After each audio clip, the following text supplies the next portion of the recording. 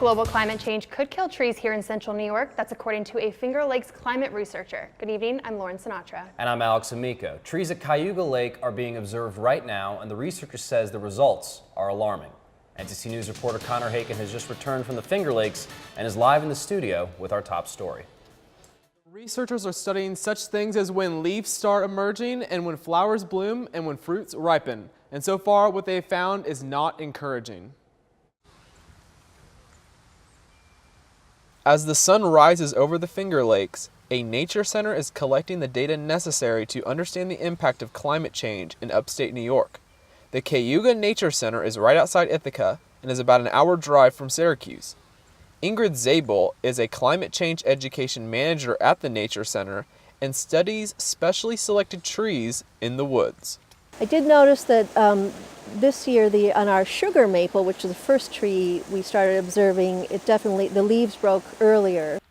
On a weekly basis, volunteers at the Nature Center hike in the woods of the Finger Lakes to observe the effects of climate change. And while there weren't any volunteers today, that wasn't going to stop Miss Zabel.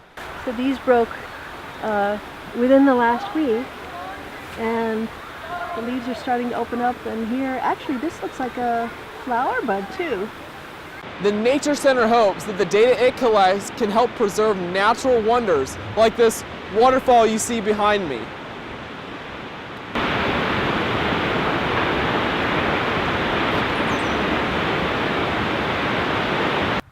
While on our walk, we stopped by one tree they used to collect data on, but they stopped because it is about to die. Cause of death? Climate change.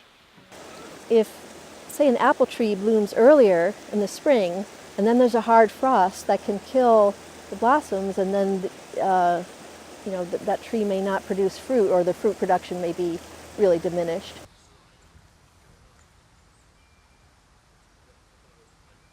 The Nature Center sends its data to federal agencies where scientists ultimately determine the exact biological impact of climate change. Reporting live in the studio, Connor Haken, NCC News.